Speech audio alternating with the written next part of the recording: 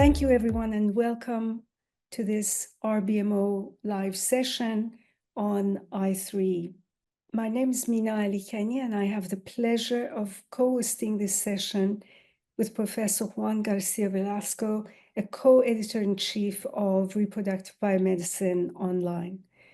Before I introduce Juan, who, by the way, needs no introduction, I'd like to say a few words about the journal.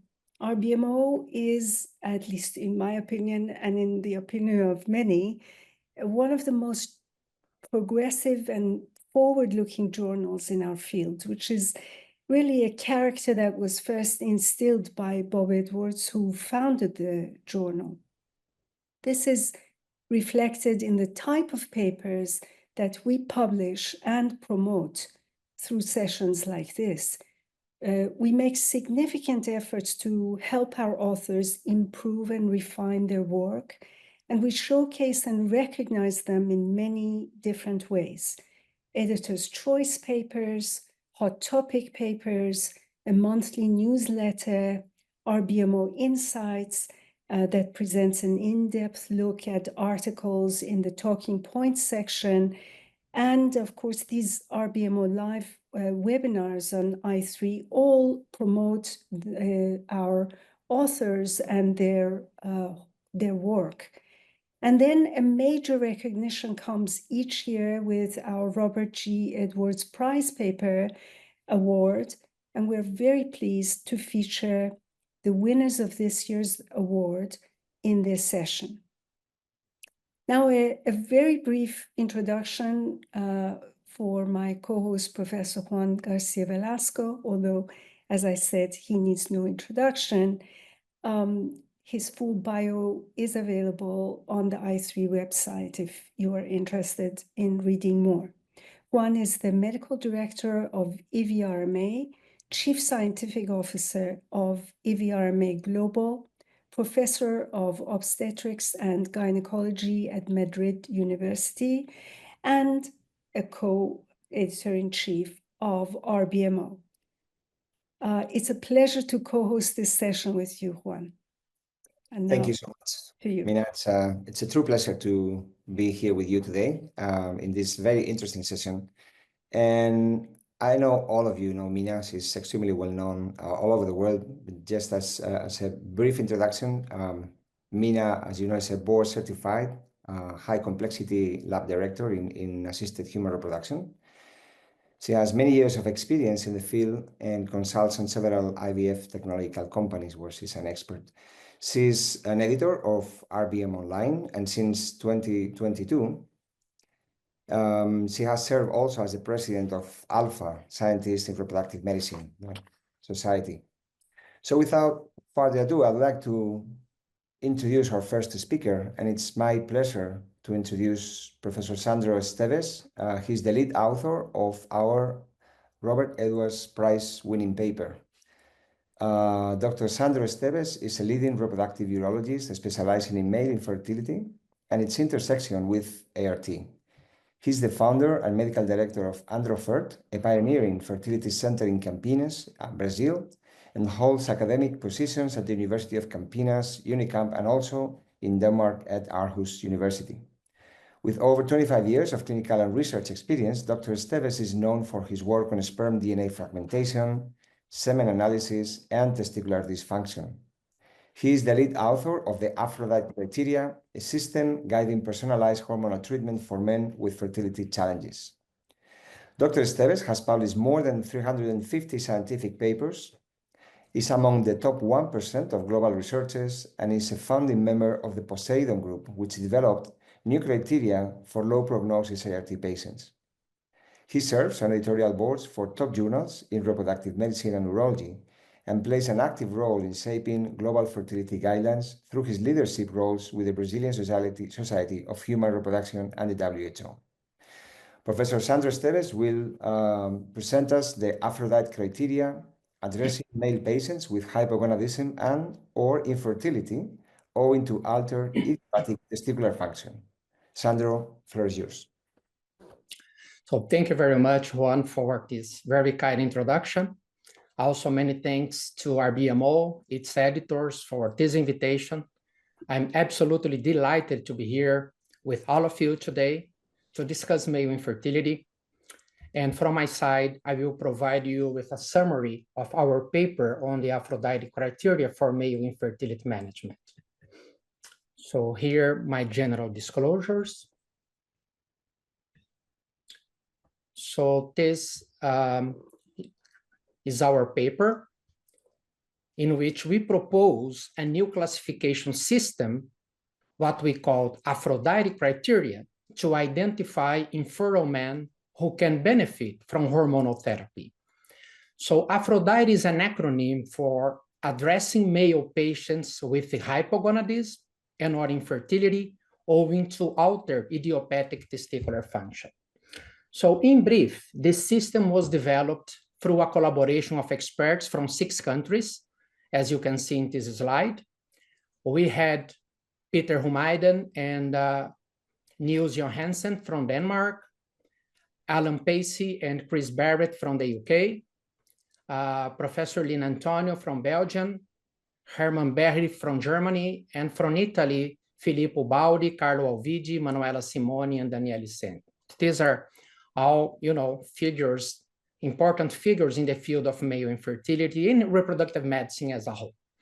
So we aim to address a persistent challenge, which is the limited progress in the clinical management of men with reduced fertility and reduced spermatogenesis, particularly of idiopathic origin, because this is a stagnant scenario, which frustrates both clinicians and patients.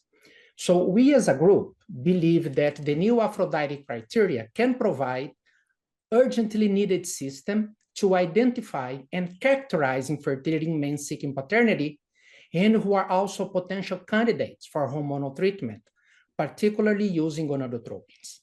So it's important to say that these criteria are not applicable to men already diagnosed with infertility due to conditions like, for example, varicocele, infection, obstruction, because these patients wouldn't typically benefit from hormonal therapy. So the focus on hormonal therapy is particularly relevant for men with idiopathic infertility due to the essential role of reproductive hormones, FSH, LH, and testosterone for normal spermatogenesis.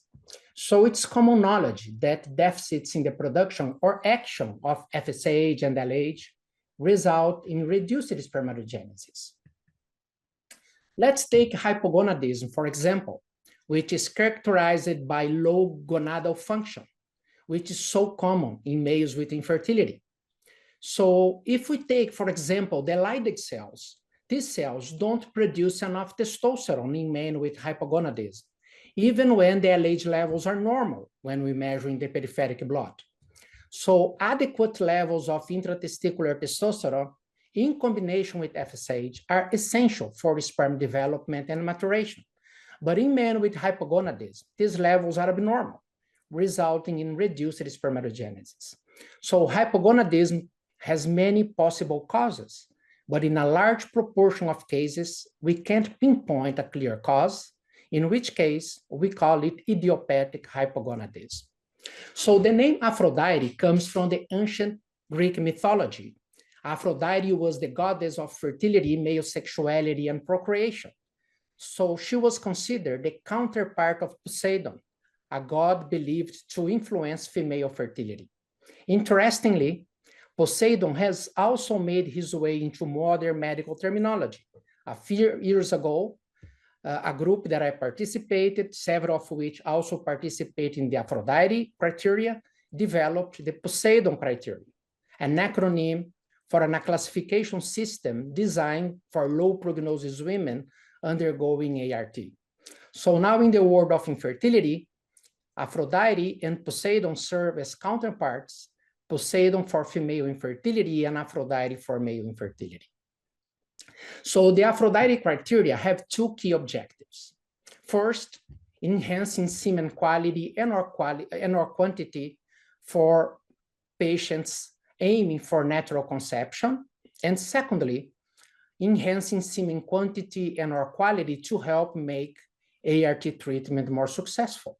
So the classification of male infertility using the APHRODITE is based on clinical patient description, which is obtained from an andrological assessment, including medical history and physical examination, as well as routine laboratory tests, particularly a basic semen analysis, FSH levels, and total testosterone levels.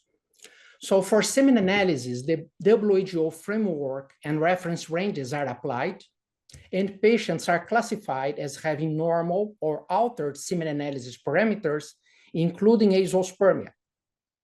So FSH levels are categorized as low, normal, or high, based on typical reference ranges, which may vary depending on the platform used for FSH measurement.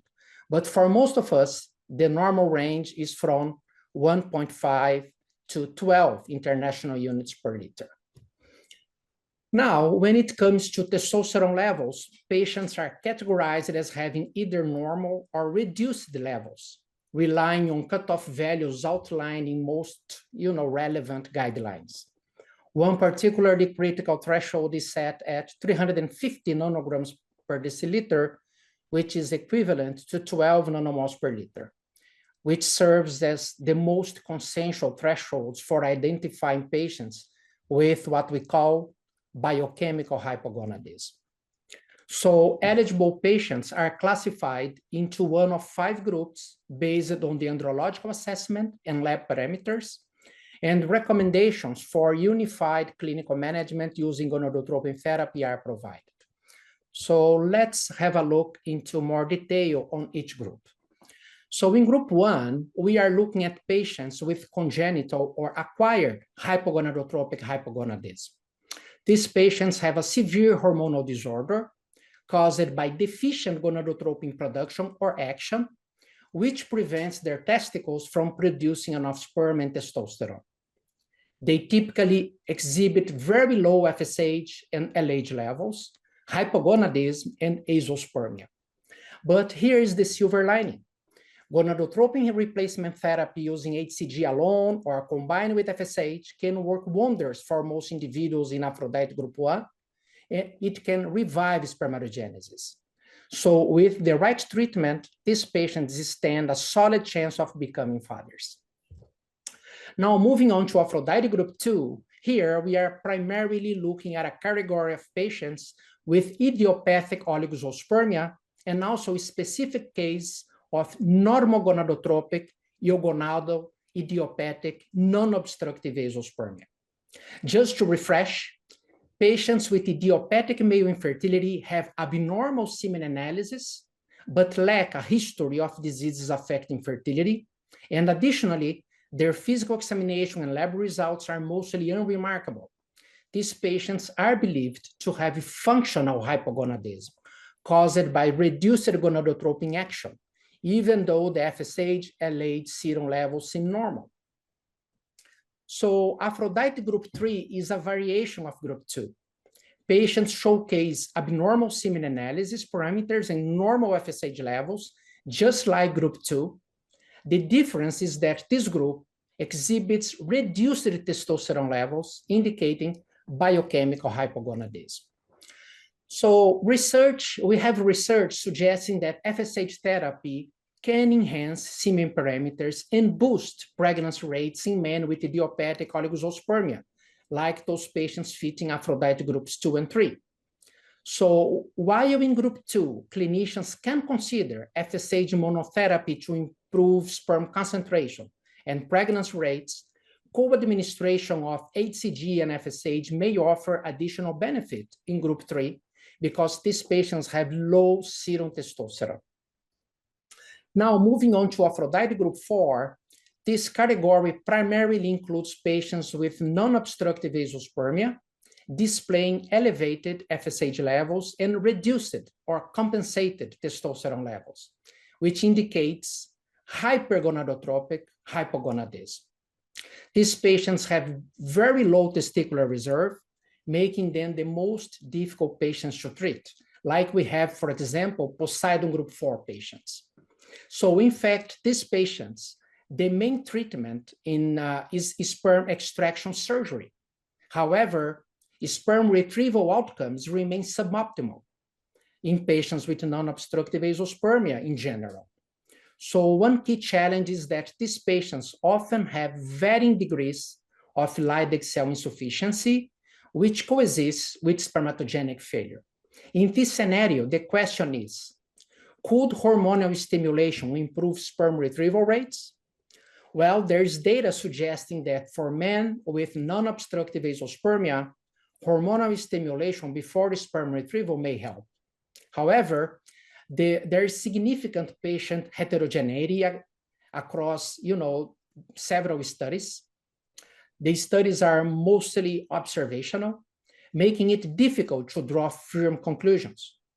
This is where we believe precise patient stratification like the APHRODITE system becomes crucial because it may help identify who is likely to benefit from hormonal therapy. One thing that is important to note is that there is considerable variation in the hormonal profiles of patients with non-obstructive azoospermia. And according to the APHRODITE criteria, these patients can fall into groups 2, 3, and 4, which highlights just how crucial hormonal assessment is when considering hormonal therapy for these patients. So obviously, a one-size-fits-all approach won't work here.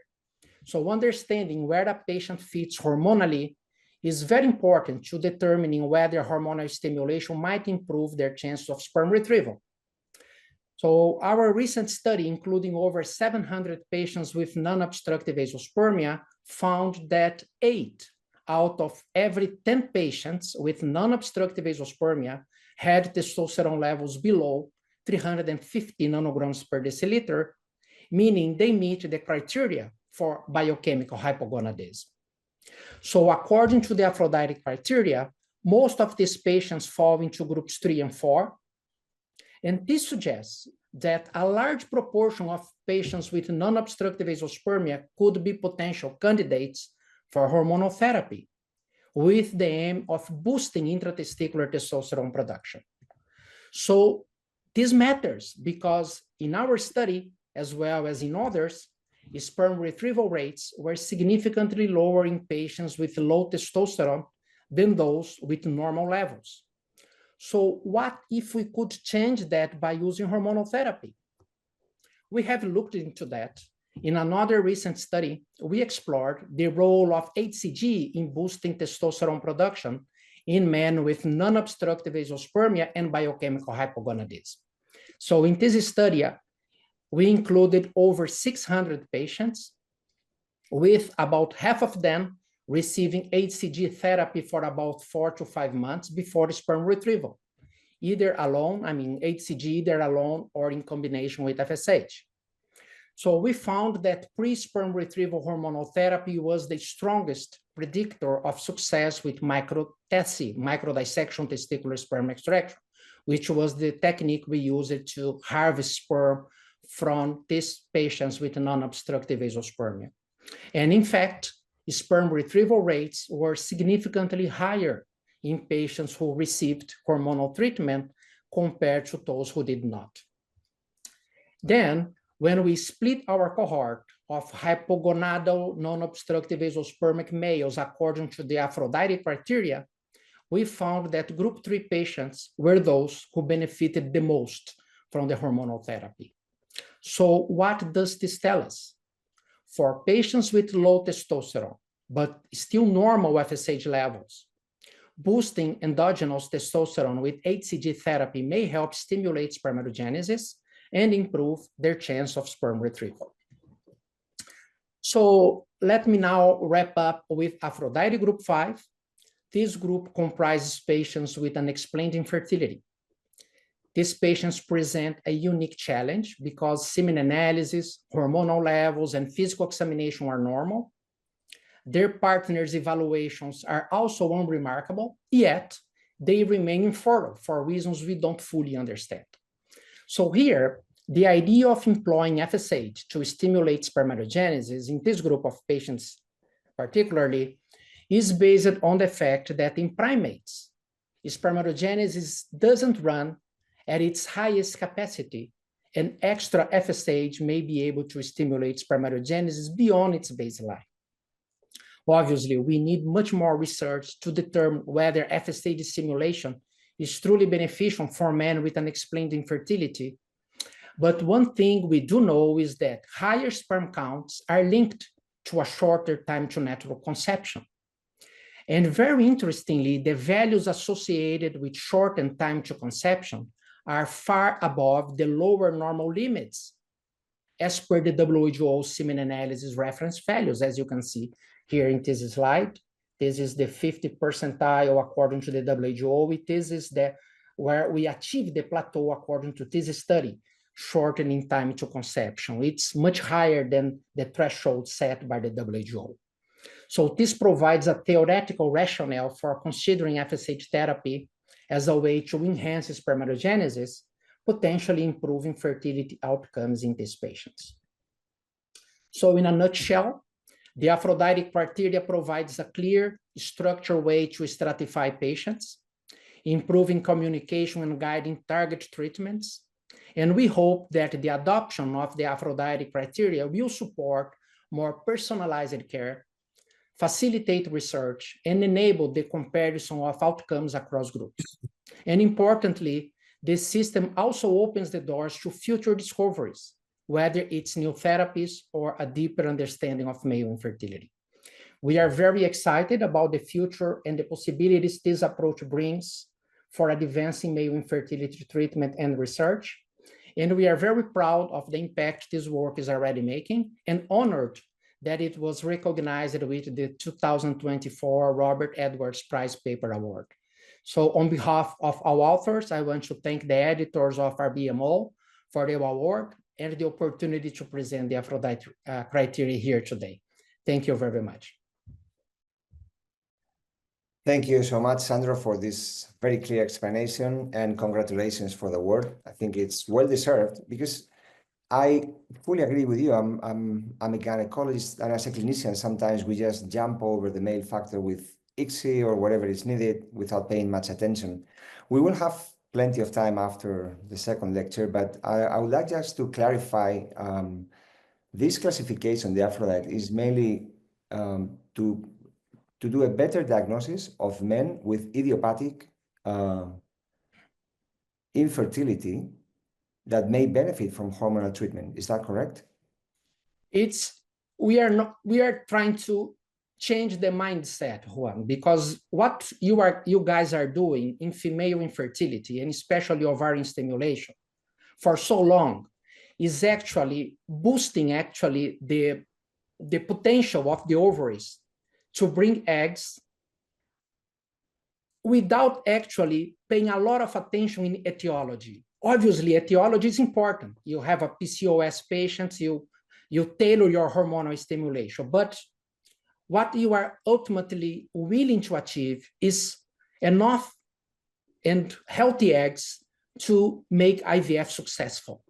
So in male infertility, we have been historically trying to diagnose, but the treatment is not actually materializing in something that could improve, the outcome for the patient.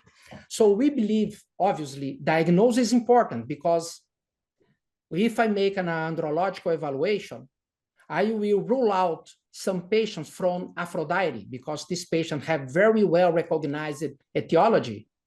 For example, infection, obstruction, varicocele. But for idiopathic, we want to, let's say, mirror what you guys are doing for the ovarian stimulation. Let's try to kind of recover or stimulate the full potential of these patients by hormonal stimulation to improve quality quantity that could provide, better opportunity, not only for natural conception, but also to improve ART outcomes. So it's kind of also looking into the diagnosis, but also trying to change the mindset of, what has been historically done in male infertility treatment. So it's like a change in the paradigm for sure. Excellent. Okay, so maybe we can move on, Mina, with the next speaker. Thank you, Sandro. Thank you, Juan. Thank you. Thank you very much, Juan. And so it's my pleasure to introduce the RGE Prize runner-up, a paper by Dale Goss and co-workers representing multiple academic institutions and a startup company in Australia with the title Evaluation of an Artificial Intelligence Facilitated Sperm Detection Tool in Azoospermic Samples for use in ICSI. Dale is an embryologist at IVF Australia in Sydney and a clinical and basic science researcher. He has a bachelor's degree in medical science with honors and a master's degree from Stellenbosch University in South Africa, as well as a Master of Clinical Embryology from Monash University in Melbourne. He's currently a PhD candidate at University of Technology, Sydney, School of Biomedical Engineering, researching the foundational causes of reproductive dysfunction. Dale is also part of Neogenics Biosciences, a medtech startup developing chip and AI-based solutions for IVF processes, particularly focusing on sperm isolation and computer vision-based detection. Dale, we look forward to your talk. Thank you. Right. Thank you very much, Mina, for that introduction. It's an absolute honor to be here with all of you today. And I just want to first say thank you to RBMO and the editors for the recognition of our paper. It's very great to see that we're getting this recognition. So I'll be speaking today about of course, our paper that's won this award, which covers a lot of preclinical work. And I'll give you some background into our clinical results thus far. So here are my disclosures. To give you some background, this won't be new to a lot of you, but around 10 to 15% of male factor infertility involves azoospermia, and around 60% of those are caused by impaired spermatogenesis. So this can be either congenital or acquired, and is characterized by being non-obstructive azoospermia.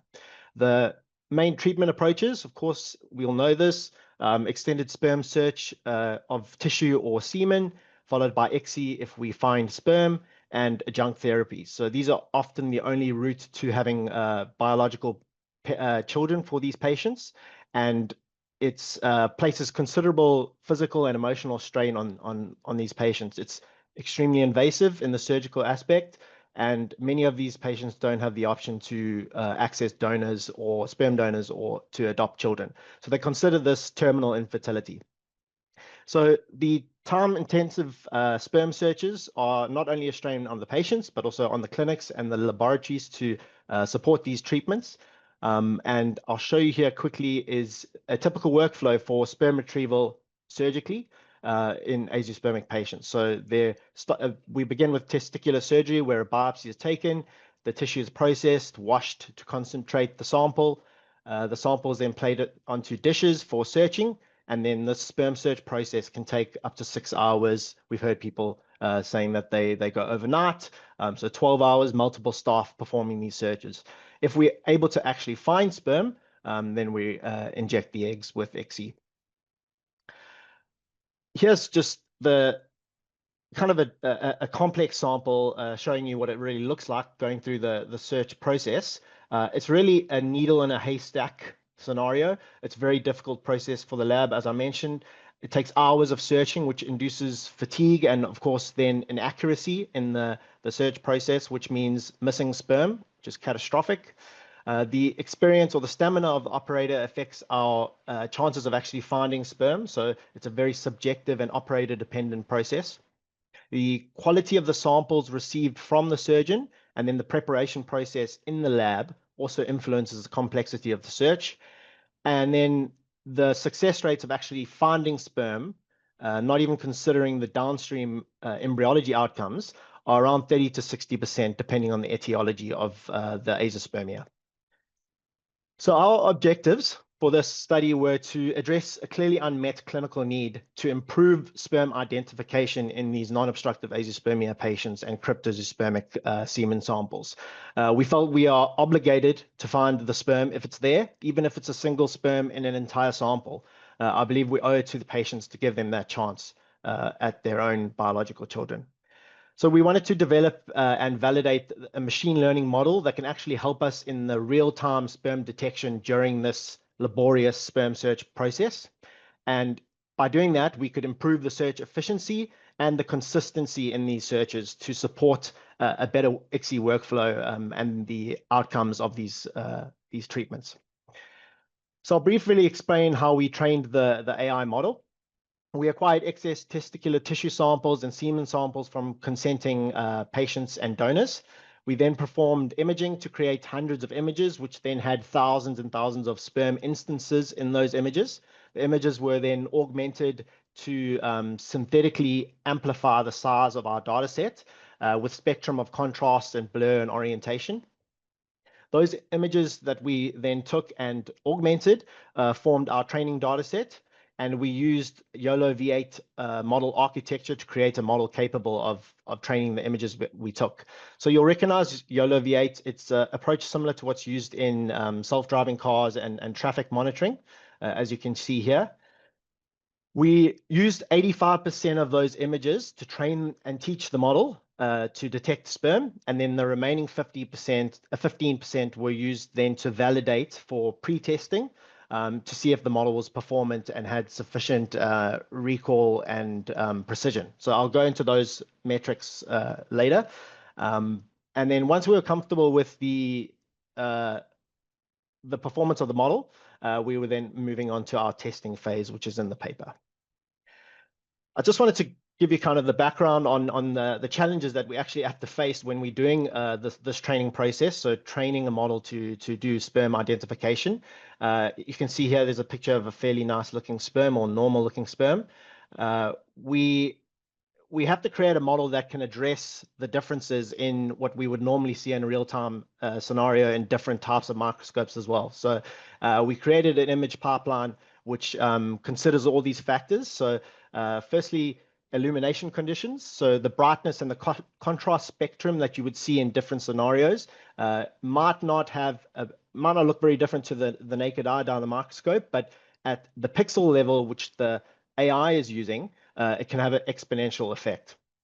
Occlusion, we all know this one. If there are a lot of collateral cells and tissue, you might have occlusion of the entire sperm or half the sperm. We want the AI to still detect parts of a sperm in a field of view so that we're not missing sperm. Intraclass variation, of course, when you're using testicular tissue and the sperm that are coming out of the testicles, you get a high variation in sperm morphology. We also get it with semen, but we want it to be trained on the entire spectrum of what it would see in the real world.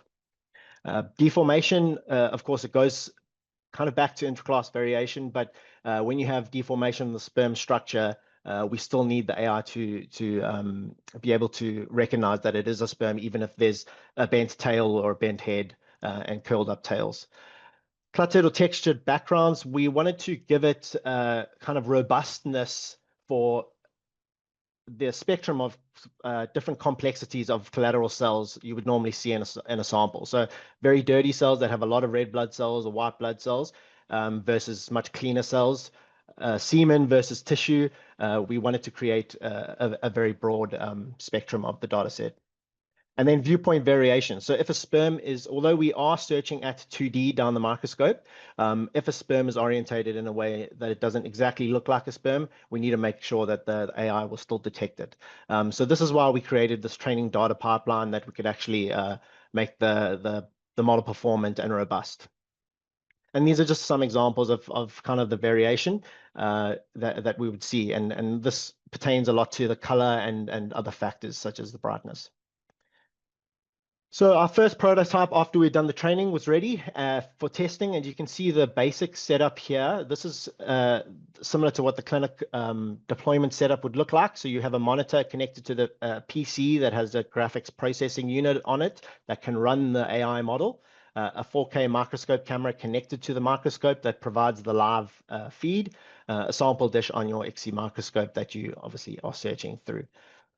And our first prototype, as we had it, you can see here I'm panning through tissue samples. There is sperm here, so this is not likely the ones that we struggle with the most, but you can see the bounding boxes, the green ones around the sperm.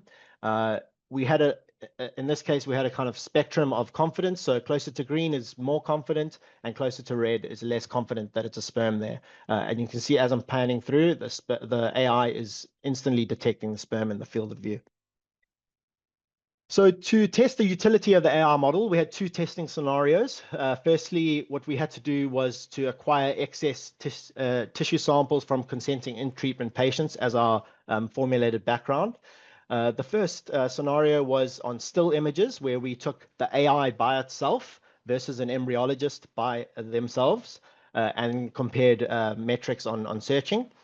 And then the other scenario was a simulated deployment, very similar to how it would be in the clinic, where the AI is assisting the embryologist like a co-pilot, and then that embryologist assisted by the AI is compared to an unassisted embryologist just doing manual searching down the eyepiece. So for the still images cohort, we assessed time per field of view or per image, and it took around 1,000th of the time for the AI to detect all the sperm in the field of view per image, compared to the embryologist.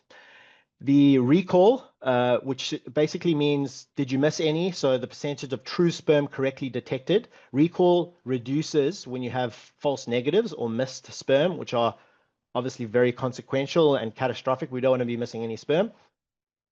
So the results are good for the AI here, but obviously not for the embryologist. The AI missed significantly fewer sperm than the embryologist did. So we were finding more sperm with the AI than the embryologist. And precision, which is, it considers all the detections and if they are true. So the percentage of AI annotations that were correct, so true sperm. So with precision, it reduces when you have false positives. So we were actually expecting the precision to be lower in the AI than the embryologist, because we purposefully allow false positives so that if the AI encounters something it's not really seen before, we still get a detection there, so that there's less likelihood of it missing any sperm. So it was lower significantly in the AI group, but if we raise the precision too high, we may get a drop in the recall, which we don't want.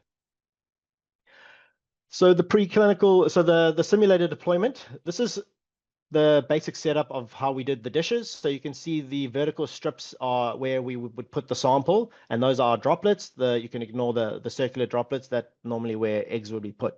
So when we compared the time per droplet, we saw around a 40% reduction in time to search each droplet, using the assistance of the AI versus the unassisted embryologist.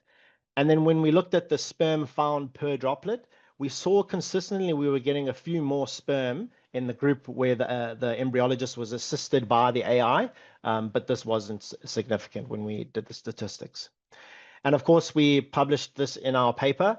We were very happy with how it was performing. We then went on to do more training, and we made the model more robust, and we began the next phase of our study, which I'll give you some preliminary data now. So you can see the panning on the right is a cryptospermic sample of semen, and this is our more recent model that we're using. The study that we're doing at the moment is a side-by-side clinical testing study at 3 sites in Australia. We have AI assistants in one scientist who's being assisted by the AI, versus manual searching with at least one other embryologist. So a side-by-side comparison. So it's on consenting in treatment, poor prognosis azoospermic patients, where we're doing micro-TZ, the semen, extended sperm searches, as well as frozen samples from these. Our primary outcome for this study is to see if there is a time-saving benefit of using the AI in clinical treatment. And the secondary outcomes are the number of sperm we find, and then all the downstream embryology outcomes. So we're seeing per sperm found, we're seeing around a 70% reduction in time to find each sperm. And this is the cases where we've actually found sperm. And then we're seeing around a 40% reduction in time per dish. And our dishes are set up very similar to how I showed you in that simulated deployment. It gets quite interesting when we start looking at the number of sperm found as well.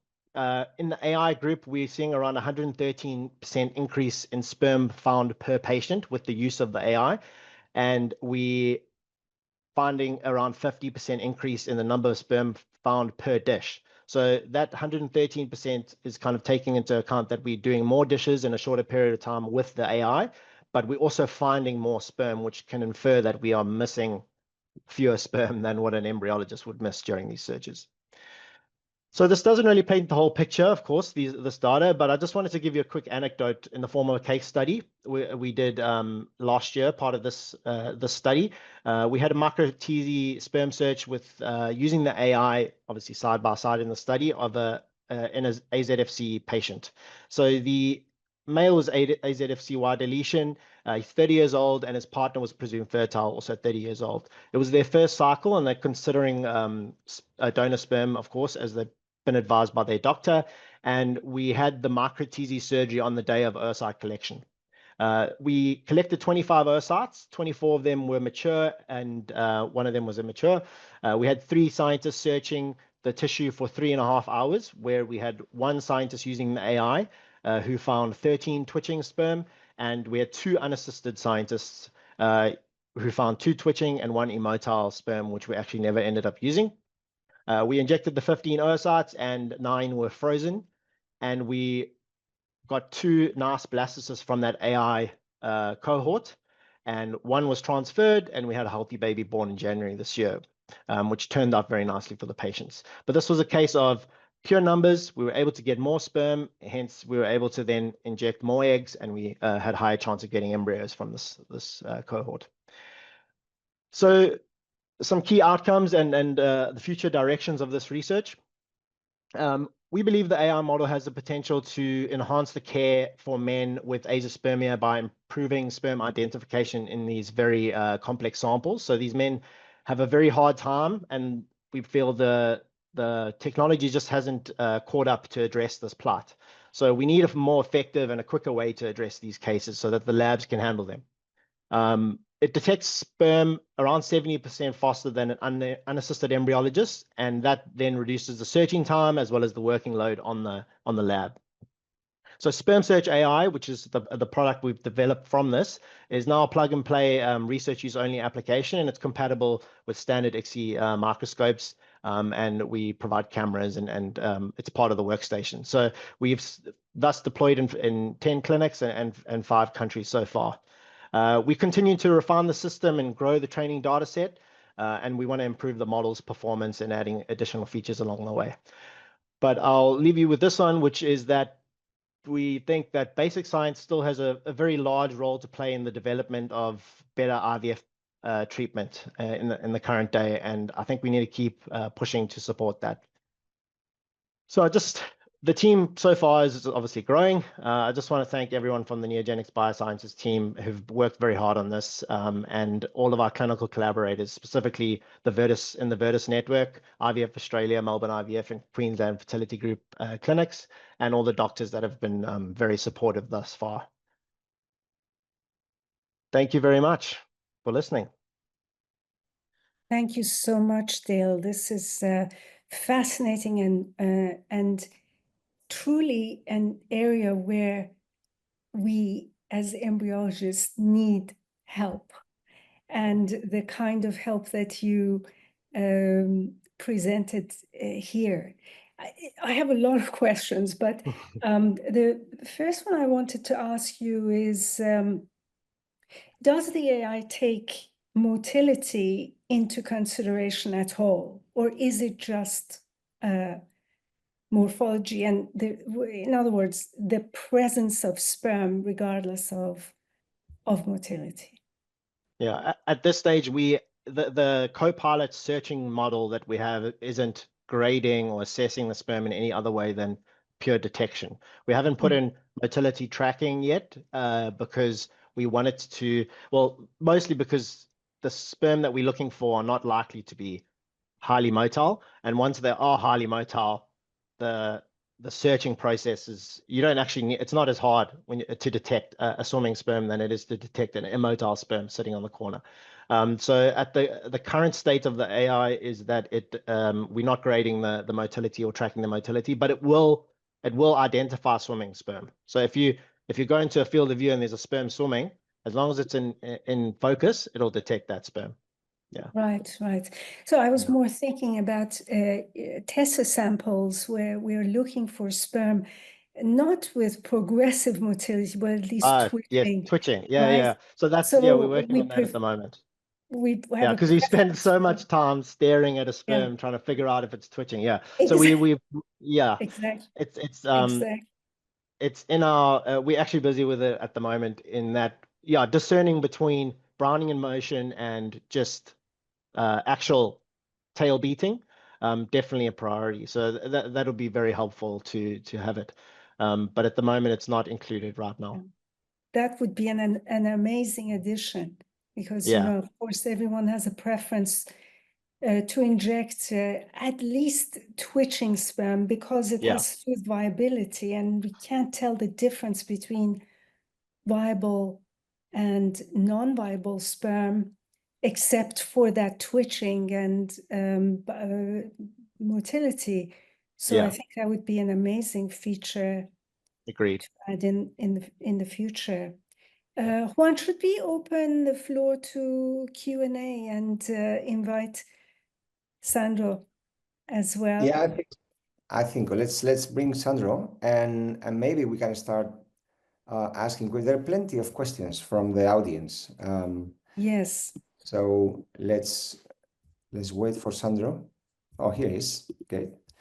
Okay. So if I may, I will start with a question that is repeated several times. It is basically for you, Sandro. It's asking, you know, how should clinicians apply the APHRODITE criteria? I mean, what are the key parameters of the APHRODITE criteria that may help us distinguish between treatable and non-treatable forms of idiopathic fertility? How can you guide clinicians in a practical way? So thank you very much for this question. So it's important that we emphasize that the APHRODITE criteria are primarily for patients with idiopathic, male infertility. So we are not talking about other forms of male infertility. We are trying to find a way to better stratify these patients in which we can propose, therapy, particularly using gonadotropins. So basically, all patients are potentially eligible for treatment, idiopathic patients. The benefit of the classification is that different groups will have different prognosis. Because if we consider that from the beginning, and this is, I believe, what we should do in our clinics for every single male patient, is to have the andrological evaluation, which is done through the medical history, the physical examination. We will rule out some patients, of course, from APHRODITE, because we can say, well, this patient has a varicocele, and he could benefit from, a varicocele repair or an obstruction, etc. But for idiopathic patients, in which, by definition, are those patients that we could not identify the clear etiology, and this the andrological evaluation will guide us. And then what we add the semen analysis is part of our assessment for every single patient, the basic semen analysis, and then FSH levels and testosterone levels. These are the main, elements for you to make the stratification. Then you can kind of put your patient in different groups. And according to the group, we propose in APHRODITE. So I invite all of you to, go into the detail of the paper published in RBMO. There are many more than what I was explaining today. So we try to make therapeutic management individualized for different groups. So group one, just to give you an example, this is our very good prognosis patients because these patients have hypogonadotropic hypogonadism. For these patients, we need to make replacement therapy, but it differs. It's not FSH for everyone, because if I have a patient, for example, with congenital hypo, these patients needs a combination from the start of FSH plus HCG to provide LH activity. So if the patient is adult onset hypo, for instance, pituitary surgery, or anabolic steroids use, things like that, we can start directly with HCG alone, monotherapy. So just to give you some examples on how we can individualize therapy. And then if you go group by group, you see that also the therapeutic management will vary. So the parameters from the start were those that I said, and then the management will be individualized based on group by group. Okay, thank you very much. If we can continue with you also, I think there are questions that are quite interesting as well regarding timing. I mean, for how long should we treat these men? And also, because we're talking about FSH co-treatment with maybe something else. There's a question here from Dr. Cunningham from New Jersey asking if Clomid might be beneficial for this testosterone stimulation in these APHRODITE criteria patients. Or Dr. Sahir from the Emirates, a similar question regarding letrozole. So would these two compounds be useful as co-treatments, and for how long should we use them? So I think for the treatment duration, we need to think about the duration of the spermatogenic cycle, which is about 3 months. I mean, so every time we do anything for our male patients, we need to consider, respect that time frame. So even when we ask the patient to quit smoking, we will see the benefit in the, let's say, the next spermatogenic cycle. We need to wait for 75 to 90 days. So the treatment is the same. We need to give treatment for at least 3 months, but it depends on the group. For instance, the subcategory of patients with non-obstructive azoospermia that we, in our paper that I was presenting, we showed to benefit from hormonal stimulation, Juan, we gave on average 5 months, so almost 2 spermatogenic cycles, because the severity of the spermatogenic defect was much more pronounced. So I think we need still to collect much more data now, because these criteria were just launched. And obviously we need to, stimulate different groups to make research, both, with retrospective analysis of their databases and prospective trials for us to understand the best time frame for treatment. But from the theoretical standpoint, we need to keep at least the 1 spermatogenic cycle, that is about 3 months. So concerning the question of other drugs that could stimulate, intratesticular testosterone production and also boost endogenous FSH and LH, like selective estrogen receptor modulators like clomiphene citrate, or aromatase inhibitors like letrozole. These molecules, they will engage in a mechanism completely different than the gonadotropins. That could be tried, of course. We have many trials historically in the urological field showing that, these drugs could improve sperm concentration, that could improve testosterone levels, although the impact on pregnancy rates are, less robust. But yes, this could be done. The only thing which is important to note is that we are moving to an area where genetics makes a very important, contribution to our understanding of female and male infertility. And in male patients, we have the polymorphisms also affecting the molecules like FSH, LH, and the receptors. So when we use drugs that engage the hypothalamus pituitary gland to release endogenous, FSH and LH, we are not overcoming the polymorphisms that could exist in, FSH and LH of certain patients. And we have some data indicating that these polymorphisms could be quite prevalent, especially in patients with non-obstructive azoospermia, some studies showing up to 30%. And for idiopathic oligospermia in up to 15%. So although these drugs could be explored, they will never overstimulate like gonadotropins, like we do for, the ovarian stimulation. This is the same concept. So we believe in the Aphrodite group that the primary, focus should be on gonadotropin therapy. Okay, thank you. I have a couple of questions for Dale. Were there any samples where you could not find any sperm, and the AI also confirmed that sperm could not be found? Yes.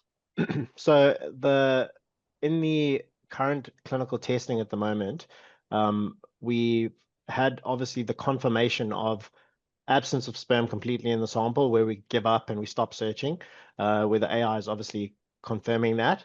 But we have had cases where we found sperm with the AI and not with manual searching, in specific cases. Sometimes we'll find one or maybe a half a sperm or like something not usable without the AI, and then we found 3 or 4 with the AI. But it's all a function of time and when we can actually get the eggs inseminated. But I think, to answer your question, there's been, like, when there's no sperm, there's no sperm. It's not going to find anything that's not there, of course. Right. With searching, so what is the role of the embryologist in the assisted arm? Just moving the slide or the dish? Yeah. So how it's used is that we have quite a nice big monitor at eye level next to the microscope. So instead of doing the search down the eyepiece, the embryologist controls the stage and controls the fine focus knob. And then you basically just going into a field of view. You got your live camera feed on the monitor. And if there's anything that looks like a sperm or is a sperm, the AI will put a little box around it. If there isn't anything, you just go to the next field of view. So you're panning, making sure you're in focus, and then going to the next field of view. Keep going like that. So you're scanning you don't have to scan, like an embryologist will sit down and look through the eyepiece and scan to make sure that they've looked at the entire field of view and there's no sperm there, and then they go to the next field of view. With the AI, it does that instantly. So you're only looking for the bounding boxes that are appearing, the little blue boxes. Right. And then do they then have to pick up that sperm? Yeah.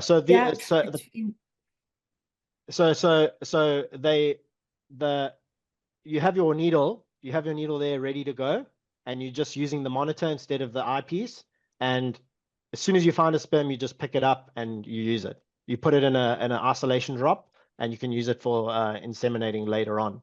But the study itself is purely based on the search process, but it is in treatment patients that we're creating embryos, and it's in treatment patients. We're creating embryos and culturing them. So, there are questions about efficiency.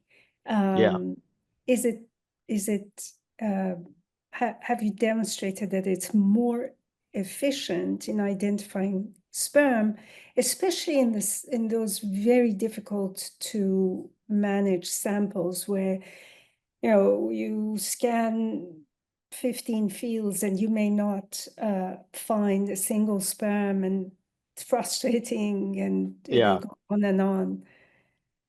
Yeah, so so the paper itself showed that it's more accurate. So the actual metric is recall, which means that it's not going to miss as many as what an embryologist would. So what our main focus is the efficiency, like you said. So we want to reduce that time spent searching so that you can increase the amount of sample coverage you have, because we find a lot of the problem is labs can't dedicate 3 people 6 hours each during the day to go through a sample. So if you could reduce that time, you end up covering more samples, so you can actually search through more of the prepared sample that you've got, increasing your likelihood of encountering sperm. And if you do find one sperm, say within an hour, what we normally do is we would then allocate more people so that we know that there's sperm there. It's just very, very rare, and we need to have a very fast method of searching. So this is where sperm search actually came about, where we actually needed faster searching so that you can get more sperm in a shorter period of time, so you can enable more eggs to be injected. So the efficiency is the #1 goal. Everything thereafter is the observations we're making, and that's why the primary outcome of the study is reducing time. So it is more efficient. So you get through a dish faster, which means you get through more sample faster, which increases your chances of either getting to the point where you've decided, okay, there's no sperm in the sample because we've gone through 10 dishes and we've gone through our entire prepared sample, or you get to a point where you're finding sperm at a faster rate so that your logistics and your planning around your insemination is better. So is it continuously learning what a usable sperm is? So in other words, do you have a metric? Okay, it found 10 sperm, but 5 of them were usable. And does it then, do you continue the training? Yeah, it's supervised learning. So we facilitate the training of the model. It doesn't learn while it's being used at the clinics.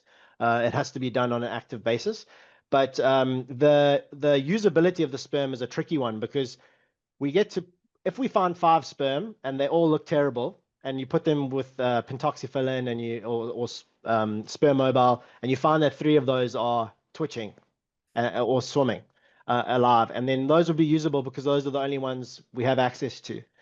So creating a metric based on morphology to grade usability is something we're not really focusing on at the moment, but we do want to focus on the twitching side, and that'll be our usability metric. But at the moment, we want it to be as broad as possible to detect anything that looks like a sperm, because it's still up to the embryologist to decide whether or not to use that sperm to inject.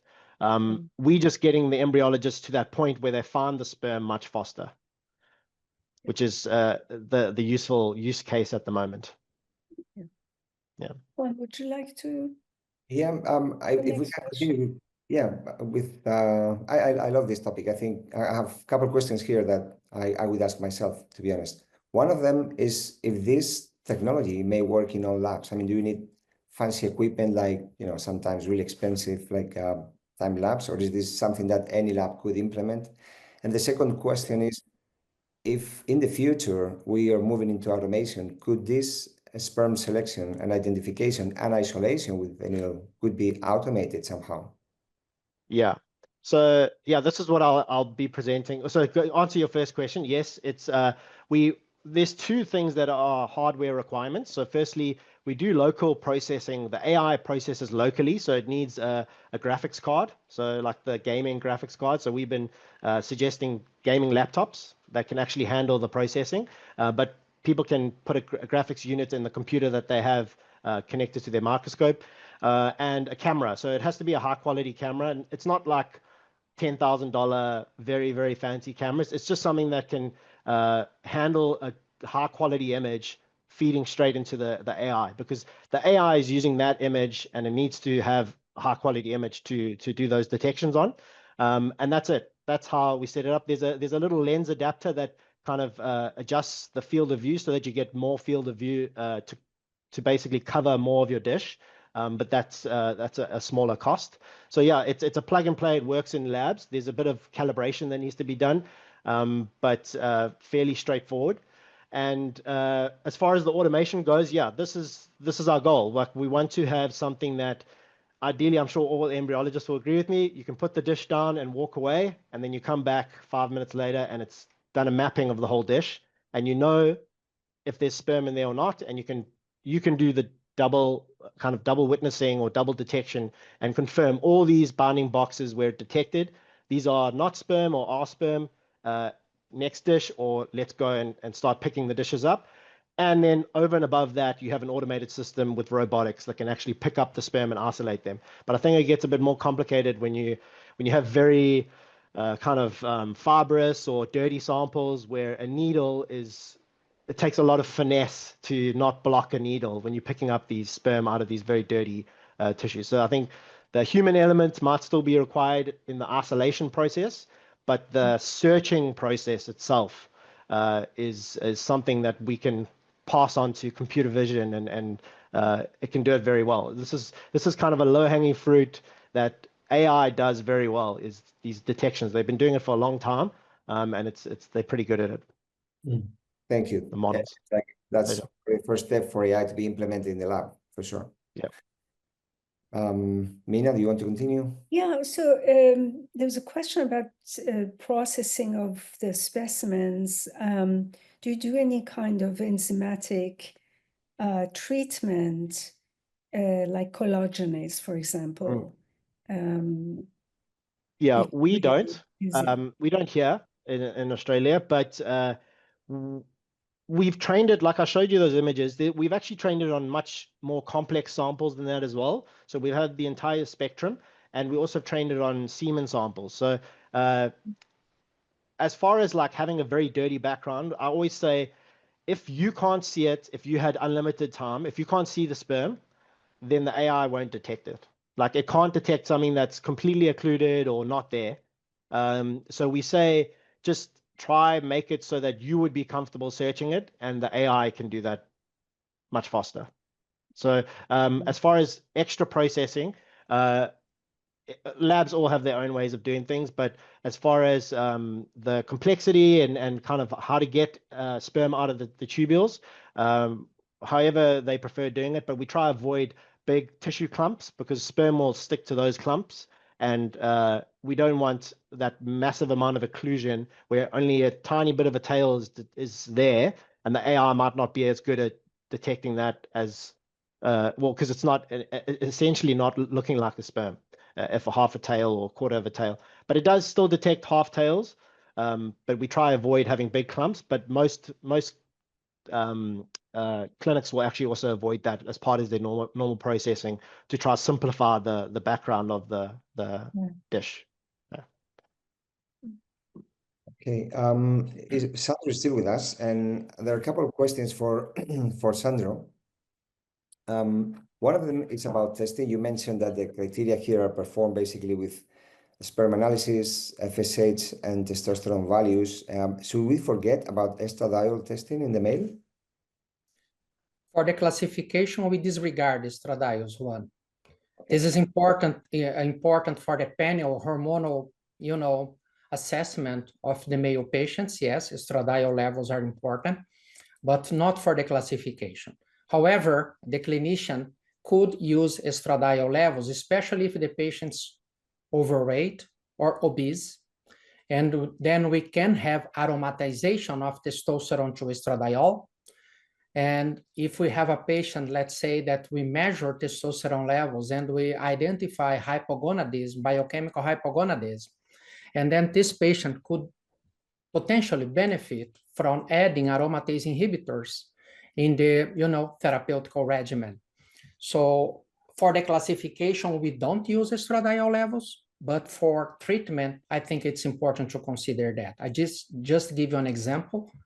So in our patients with non-obstructive azoospermia, the cohort of patients we published recently, we found that when we use it, HCG, therapy, primarily to boost intratesticular testosterone production in patients with biochemical hypogonadism and non-obstructive azoospermia, 15% of these patients actually had what we called abnormal testosterone to estradiol ratio. So we measure testosterone in nanograms per deciliter, estradiol in picomole per ml, and you make the ratio. If the ratio is below 10, it indicates that there is excessive aromatization of testosterone to estradiol.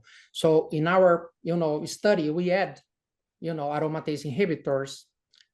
It was anastrozole rather than letrozole, but we found that it was able to actually improve the ratio to normal again. And this was something that the clinician could consider. So the classification, we try to make it very simple with parameters that everyone can have, but obviously the clinician can add, the doctor can add more, parameters like estradiol, LH, for, during the therapeutic management to refine the treatment even further. Thank you very much, Sandro. Pleasure. A couple of questions again for Dale. Do you ever leave samples where you don't find sperm overnight and check them in 24 hours? I know of some labs that do this. Have you ever done that? Yeah, I have done that, but not with positive results. So we do it quite rarely, usually at the request of the doctor. But if we spend 6 hours searching, or we have like 6 hours combined with multiple staff and obviously including the AI, when we're fairly confident that there's nothing, we don't usually do that. But yeah, I've heard of clinics that do it, and they do find the next day, but you're then biasing a group of patients that are not likely to have anything if you've already spent and had a lot of manpower going and searching that. But leaving samples, tubules in tissue and not processing them as well, and then searching them the next day, I've heard has some benefit, especially preserving the sperm that are there if there are sperm there. But yeah, no. Not regularly. There is a kind of a devil's advocate question here, that asking that the samples where searching takes hours are few and far in between, even in a busy lab. So exactly how would it be applied logistically, as surely it's an expensive kit needing training, etc. How would you answer that? Yeah. I think it's more directed at those clinics that have that big search load, patient like search load. So if you're doing 20 microTZs a year and maybe 10 of them are tough ones, this may not be really needed because it's not taking up all your clinical practice. But if we've spoken to clinics and we're actually working with clinics that have 1,000 microTZs a year, and maybe 400 of those are very, very, very long searches, and they'll have multiple searches in a day. So if you can reduce that time and at least support the clinic or support the lab in searching faster, they can either spread them out better or do more in a day, and actually the logistics becomes a bit more effective. But yeah, you're completely right. If there's very few tough searches, and we find that the clinics are different, there's hubs of severe male factor. If there's very few tough searches in a year, then this may not be needed anyway. But we do feel like, at least here in Australia, like we have to postpone a lot of these treatments. They are elective, the searches. We have to postpone a lot of them because we just can't handle the workload on our busy days. We can't handle having an egg collection where there's a time crunch and you then have to search, but you might get to the egg collection, you still haven't found sperm, it's been 3 hours. So just giving that versatility in the lab and allowing searches to be a bit faster. It's really up to what the clinic sees in the value of having something like this that reduces the time and increases the efficiency. Yeah, well taken. Juan, do I have more questions? I have one small and one final question for Sandro, as we're running out of time. The question is a practical question from Dr. Moises Adel from Guadalajara in Mexico. He experienced that using FSH as monotherapy, and in these patients, both LH and testosterone values went down. So he's asking if this is a common effect. And the final question that will be combined a little bit with this is, how can with these new criteria, the APHRODITE criteria, really help to frame realistic expectations about fertility outcomes? Is this a reality, or is still something that we still need to gather data to be used as such? So the first one, thank you very much for both questions, Juan, and who actually is participating. Thanks a lot for all the questions that came. So for FSH, we should not expect any, problem in terms of LH and testosterone. I mean, FSH will actually work on the Sertoli cells. So then we have the FSH receptors on the Sertoli cells, and basically it will stimulate, the early stages of spermatogenesis. This is not actually related to LH or testosterone. However, I just take the opportunity here to say that every time we give HCG therapy, and then yes, you get a drop in LH levels, obviously, because HCG and LH, they are very, similar molecules. HCG has a long carboxyl terminal, making it longer half-life, but they kind of work on the same LH-HCG receptor. So every time you give HCG to your patient, you should expect that the LH levels decrease. And it could be also a quality control to know that the patient's actually taking the medication correctly. And then if you give HCG, you have, a dose-dependent increase in testosterone levels. So just to clarify, but not actually, I don't see with FSH.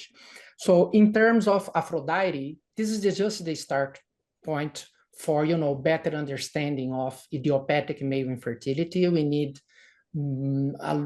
research, and we as a group invite, our colleagues to both explore APHRODITE criteria clinically and also in research initiatives. We need much more data. We need data actually combining therapy with lifestyle interventions, which is so important for male infertility. Changing the lifestyle, providing better nutrition, exercise, etc., which comes together with any sort of hormonal therapy that we advocate or propose. And we need to, run randomized control trials for, these different groups. We have very good evidence in APHRODITE group 1 for the gonadotropin therapy. We have randomized control trials actually on FSH therapy in group 2. And then for the other groups, we lack actually, robust evidence to, advocate the gonadotropin therapy routinely. But we propose the criteria to, move forward. We need to move forward. And this is the starting point. So yeah, we need to make collaborative efforts with different groups and then bringing, data. And I hope that we can publish in RBMO these results of these trials that you gave us the opportunity to publish APHRODITE criteria. And we hope actually many papers from different groups in the world, they choose RBMO to submit their work dealing with APHRODITE. Thanks a lot, Juan, Mina, and all editors of RBMO. Thank you so much. Do you have any more questions, Mina? I think we are getting to that time. Would you like to wrap up? Yes, I will start by doing so, and first of all, thanking everyone who participated in this webinar. Thank you so much for your active participation, those of you who sent questions. More than 300 participants have been actively participating, which is a real pleasure. I want to thank, of course, my co-host, Dr. Mina Alikani, always a pleasure to share the stage with you. And of course, also the prize winners, both Professor Sandro Esteves and Dale Goss, for their great contributions. And I'm happy to have these challenging and really original papers being published in RBMO. Thank you so much. Thank you.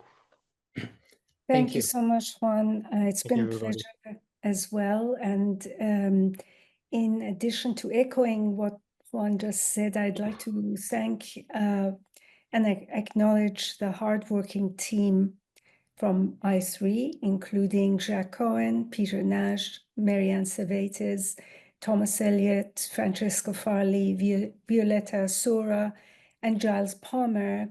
I'd also like to thank Duncan Nicholas of RBMO for all of his efforts on behalf of the journal. RBMO will be back within I3 in September with our next journal webinar. But in the meantime, join I3 next week for another webinar with an under-the-hood look at automation in the IVF lab.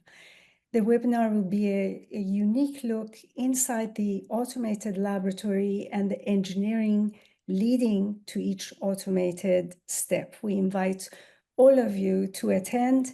And with that, I would like to wish everyone a pleasant and enjoyable day and say goodbye until we meet next time. Bye-bye. Thank you. Bye, everyone. Thank you so much.